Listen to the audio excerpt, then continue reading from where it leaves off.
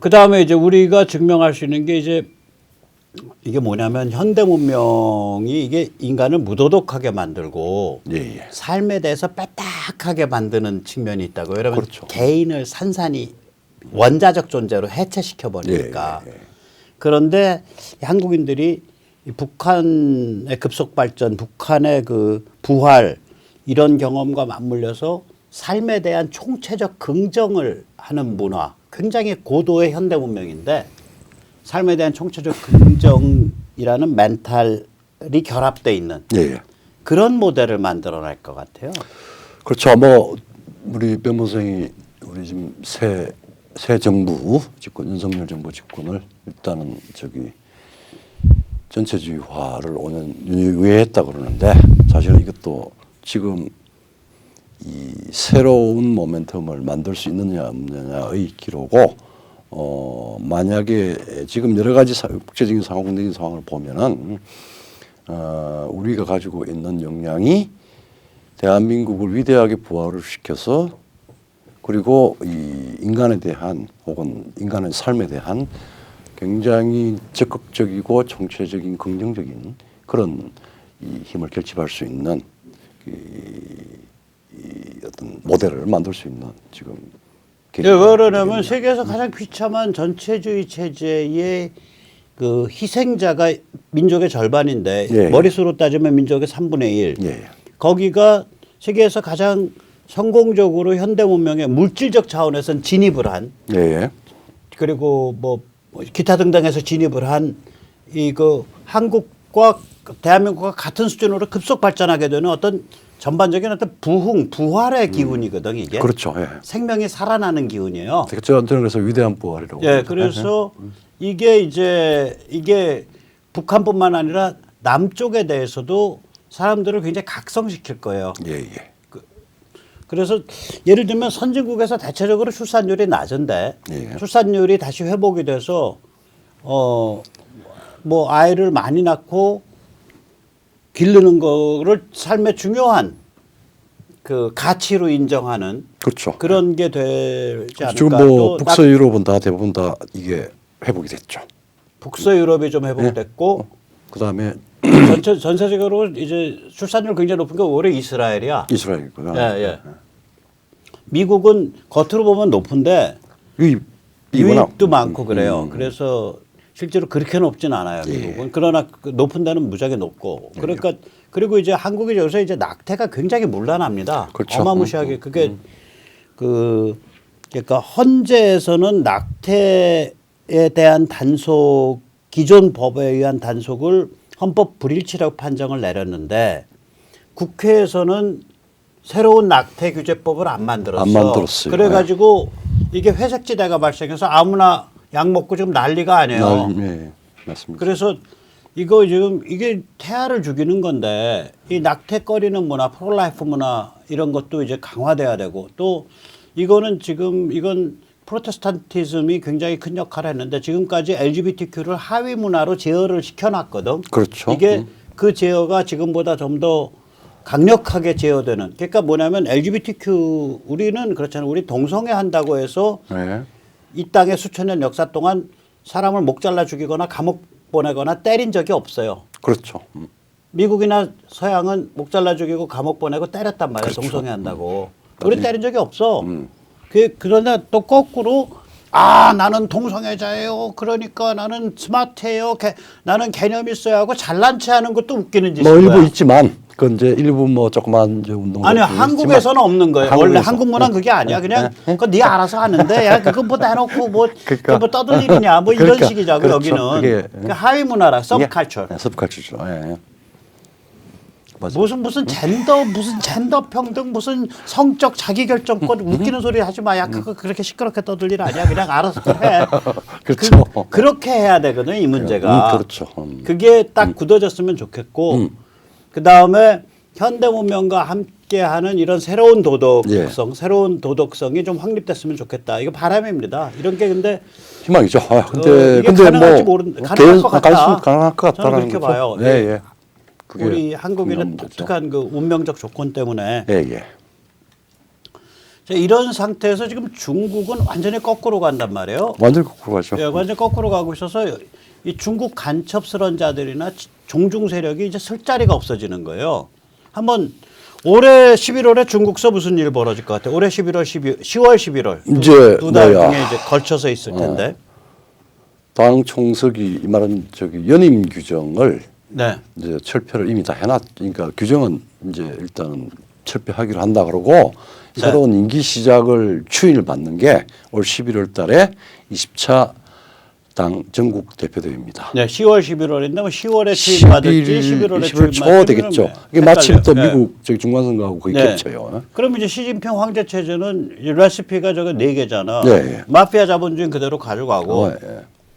그 다음에 저기는 뭐 웬만한 자들 다 이렇게 들어가지고 먼지 털면 다 먼지 나오니까 영구숙 마음에 안 드는 건 다 영구숙 청할 수 있고. 예, 예.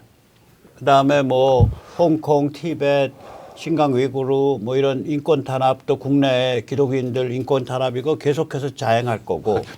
도시 탄압이. 도시 뭐, 탄압 샹하이 전체를. 저기 뭐야. 디즈니에 뭐 5만 명 가뒀어? 그럴 겁니다. 디즈니 예. 한 군데에다가 디즈니인가 어딘가에 희한한 놈들에. 이 2,500만 말하자면 지금 우리 수도권하고 동일한 뭐 네. 거의 우리보다 더 그 비슷한 면적의 세계 말하자면 5대 메갈로폴리스에 해당하는 상해 2,500만을 네. 지금 한국은 완전 지금 셧다운 시켰죠. 5월 말부터 그 저기 생활치료센터 격리도 없애겠다. 그냥 가정에서 치료하도록 하겠다 이렇게 나가고 있잖아요. 그러니까 이 황제가 이미 된 시진핑이가 제로 코로나를 엉터리 백신 중국제 백신에 중국제 백신에다가 제로 제로 코로나. 코로나라고 하는 슬로건을 내니까 2,500만의 메갈로폴리스를 닫아 걸고 스탑시키는 겁니다. 네, 난리를 그러니까 그러니까 정신병적인 이게 거죠. 정신병적이고 이건 네. 뭐 개별적으로 근데 신장 위구르나 내가 어떻게 보면 그 정도는 신장 위구르나 뭐 홍콩 접수나 이런 것보다 더 사실은 이게 좀 심각한 거죠. 심각한 거죠. 예, 예. 그다음에 지정학 도발이 있죠. 지정학 도발이 근데 있죠. 이거는 지금 이제 눈치를 좀 봐야 될 상황이라서 네네. 조금 좀 잠잠한데 아마 11월 달까지는 예. 시진핑의 멘탈리티는 마인드로서는 이 지정학 도발에 대해서 극히 좀 자제는 할 겁니다. 근데 그 이후에는 또 네. 어떻게 될지 모르겠어요. 근데 어쨌든 이 시스템이 올 연말에 가서 시진핑 네. 이 디지털 전체주의 황제가 네. 등극을 하게 되면은 네. 이 부분이 문제를 일으킬 겁니다. 더 강화가 되고 내부적으로. 그런데 이제 미국과 서유럽을 보면 일단 네. 미국은 11월 중간 선거에서 MTR 마가민초 트럼피즘 공화신주류의 이제 그 결합체 그렇죠. 예. 여기가 상하 양원을 장악할 가능성이 크죠. 그렇죠. 급부상할 거고 그렇게 되면 이제 바이든 글로벌리스트 행정부가 무력화되는 거거든요. 그렇게 이제 될 겁니다. 예. 한미 관계가 태풍 속으로 들어가는 거죠. 어저께 이제 말씀드렸듯이. 그렇죠. 예. 그러면 상하 양원과 이제 그 행정부가 행정부. 전혀 다 엇박자가 나니까 나죠. 예. 그 다음에 이제 그 국무부와 CIA 거대 관료 조직이 또 자기 목소리를 내요. 그러니까 윤석열 정부 입장에서는 2023년, 2024년에 세 개의 미국을 상대해서 조정해야 돼. 그렇죠. 머리가 빠개질 때. 자, 지금은 바이든의 개인적인 리더십과는 관계없이 저기 이 행정부가 이론적으로 잘 움직이고 있는데 11월 달 지나가면은 이제부터는 갈등이 생기죠.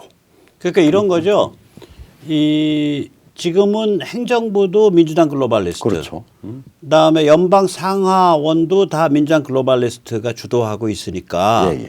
거대 관료 조직 입장에서는 CIA 국무 거대 관료 조직 입장에서는 그냥 자기 보이스를 많이 안 내요. 따라간다고. 따라가죠. 예. 그런데 이게 11월부터 짜게 지어서 싸움을 하면 그렇죠. 아 세상은 돌아가야 되잖아. 그럼 그렇죠. 누가 돌릴 텐데 관료가 돌려야지. 그렇죠. 그러니까 자기 칼라가 팍 튀어나온다고 그때는. 그때 나오죠. 예. 예, 세상이 이치가 그렇잖아요. 그래서 세 군데를 잘 그러니까 이제 세 군데랑 잘 딜을 해야지. 딜을 해야죠. 번지수가 세 개. 우선 우리 입장에서는 아직 뭐 그런 측면에서는 대한민국의 정치 혹은 네. 제도권 정치 역량이 그렇게 정밀하게 입체적으로 문제를 관찰하는 것조차 안 돼 있어요. 한덕수 총리가 비교적 노예한 근데 이제 지금 총리니까 보면 이제 어느 뭐 자기 입장이든 뭐든 간에 그 우리 지금 특히 사실 교수 집단보다도 훨씬 더 그 한 무슨 언론이라든지 언론은 전혀 안 그다음에 돼 있죠, 또 훈련이. 우리 대한민국의 의회가 안 돼 있죠, 전혀. 그게 안 돼 있죠. 그래서 국제적인 문제를 우리 내부의 정치적 과정에 어떤 비중으로 또 어떤 방식으로 이 계산을 해야 되는지 예, 예. 잘안 돼 있죠. 습성도 안 돼 있고 지력도 딸리고 그렇습니다. 네. 뭐 윤석열 그 정부가 잘 하겠지. 뭐라 그러겠어. 자, 아무튼간에 웬만큼 할 거예요. 네, 왜냐면 이거 스테이블하니까 일단 안정성이 있으니까 한미 일단 동맹에 대해서. 포스처는 일단 일단 기본은 잘 잡았으니까. 네. 예. 그 다음에 이제 따라서 이제 미국 연방 상하원이 주도하는 미중 대립이 격화될 거라고. 예, 예. 연방에서 막 연방 상하원에서 법률 막 나오면 어떡할 텐데. 그러니까 말이에요. 그래서 아니 미국은 안 그렇지만 영국 같으면 그러잖아요. 영국 의회에 대해서 남자를 여자로 바꾸고 여자를 남자로 바꾸는 거 외에는 다 할 수 있다. 근데 요새는 그것도 할 수 있어. 트랜스젠더 하니까. 그 정도로 그 의회라는 게 파워가 센 거. 요새 저 제왕적 수상, 임페리얼 프라임 미니스터라는 뭐 이야기도 하죠. 네. 자, 그런데 이제 서유럽에서 이게 미국뿐만이 아니라 서유럽에서 보수 공화주의 혹은 강경우파가 급부상하는데 이게 이제 프랑스거든요. 이게 지난 10일 날, 지난주에 10일 날이니까 지난주가 아니라 일요일이요. 일요일이고, 일요일에 그 대선이 있었잖아. 있었죠, 저기 예. 그 1차. 1차. 대선이죠. 프랑스 대선.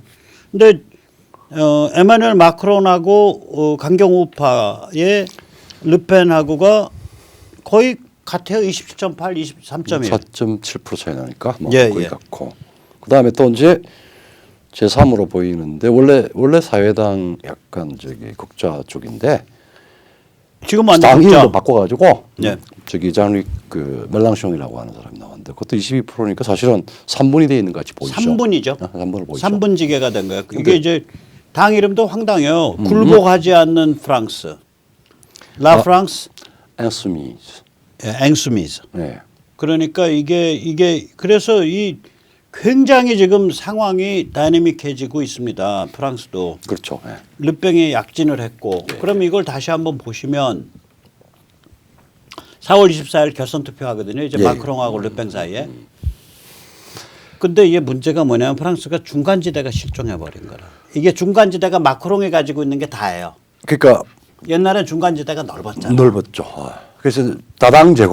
그러니까 이제 중간지대도 메이저 넓었다고. 3 그 저기 이제 이제 공화당 연합이 제일 메이저였고. 네, 공화당 연합, 그다음에 중도우파, 그다음에 사회당, 온건 사회당, 온건 사회당. 예. 그다음에 그다음에 이제 한때 굉장히 힘을 썼던 공산당이 있었는데 이 셋 다 거의 이름조차 지금 잊혀져 버렸어요. 예, 그리고 이제 마크롱을 원래 이제 온건 사회당이죠. 1차 투표 끝나고 나서 마크롱을 메이크해 준 게 예. 중도우파 공화당하고 공화당하고 사회당이었다고요. 그렇죠. 그게 예. 힘을 더해서 줬는데 예. 이 마크롱이 갑자기 만들어진 인간 아니야. 그렇죠. 얘가 저기 로스차일드 예. 은행원 출신 아니 은행 그렇죠. 임원. 이 마크롱이 무슨 짓을 한 거냐면 그러니까 새로운 기반을 넓힌 게 아니라 예. 윤석열은 그 점에서 국힘의 외연을 넓혀놨어요. 그렇죠. 국힘의 골수 국힘은 윤석열 찍을까 말까 저거 탄핵 칼잡이하고서 굉장히 네거티브한 데가 있어. 그렇죠. 골수 국힘은. 외연을 안철수 성향표로 이렇게 좀 넓혀놨다고. 마크론은 그런 외연을 넓힌 게 아니라 제살 깎아 먹기를 한 거라. 그렇죠.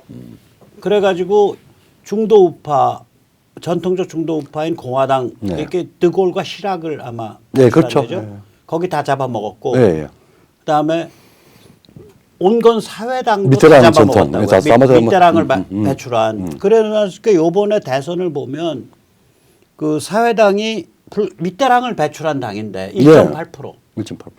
그다음에 우리가 너무 이름을 잘 아는 드골과 시락을 배출한 당인데 중도우파 공화당이 불과 5%. 그래서 여기서 유의할 거는 이제 이 마크롱이나 멜랑숑이나 사회당에서 이제 분파가 된 것 같이 보이는데 그게 결성해서 자동적으로 다 합쳐질 거라고 하는 그걸 못. 저는 안 해요. 그걸 멜랑숑은 저 할 수가 굴복하는 없어요. 프랑스는 예. 극좌인데 예. 일단 아무튼 마크롱은 요번 대선 끝나자마자 저 중도 우파 공화당과 사회당 두 개 합쳐서 한 7% 되는데 예, 6.5%. 예. 저기는 마크롱 지지를 바로 선언했어요. 그러면 지금 마크롱 27.8%에 6% 정도 합쳐봐야 34%에 끝나 34%. 그런데 문제가 뭐냐? 저기 지금 방금 말씀하신 저 극좌가 마크롱을 지지해줘야 되거든. 그렇죠. 극좌 그 굴복하는 프랑스인지 굴복하는 프랑스인지 뭐 저 이상한 멜랑숑. 네. 저기가 지지를 해줘야 되는데 저 멜랑숑이 지금 포지셔닝이 2016년 버니 샌더스랑 똑같아요. 그게 왜냐하면은 마크롱이 집권하고 난 뒤에 프랑스가 전통적으로 워낙 전투적 그 노동운동 세력이 세니까 한번 붙었잖아요. 노란 조끼. 네. 노란 조끼하고 한번 붙었는데 이 멜랑숑을 지지하는 상당한 숫자가 그 생디칼리스트들. 쌍디칼리스트들. 네, 그 사람들이 많아요. 그래서 이거 지금 쌍디칼리스트가 혁명적 조합주의예요. 예, 예. 그러니까 제가 좀 설명을 예, 드릴게요. 예. 우리는 그 구별이 안 돼 있어요. 무슨 얘기예요? 우리는 기본적으로 샌디칼리즘이야. 아, 맞습니다. 뭐냐면은 우리는 기본적으로 파업 붙으면은 사업장 점거야. 사업장 증거하고 폭력을 쓰죠. 폭력까지 안 아니, 하는데 뭐 사업장 하여튼 점거. 사업장 점거. 그게 중요해요. 증거. 샌디칼리즘과 그 비샌디칼리즘의 그 분리가 사업장 점거 파업이냐 비점거. 원래 파업이라는 건 내가 일 안 하겠다야. 오케이, 그건 네 자유야. 그러니까 너는 공장 바깥에서 일 안 해야 돼. 근데 그게 아니라 내가 일을 안 하는데 공장을 스톱시켜야겠다. 이게 혁명적 조합주의가. 왜 그러냐면 이 선진국 미국 포함해서 사업장을 점거하는 파업을 하면 공권력이 투입돼서 사람이 죽어나갑니다. 그렇죠. 예. 그러니까 유혈 사태 도발이에요. 저게 그렇죠. 샌디칼리즘이. 예, 예. 근데 한국은 무슨 일이 벌어진 거냐. 전두환 정부부터 네.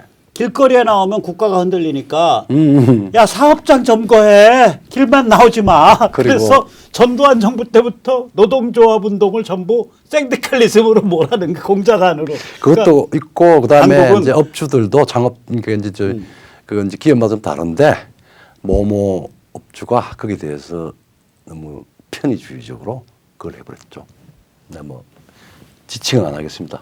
저는 업주 타령은 안 해요. 저는 업주는 비판 안 하고 제가 그 과정을 좀 이렇게 들여다보면 이런 거예요. 그 공안 정책의 핵심이 예. 신군부. 예. 그 다음에 당연히 뭐 YSD는 당연하고 공안 정책의 핵심 뭐냐면 길거리에 나오면 혁명이니까 대신 기업을 작살내야.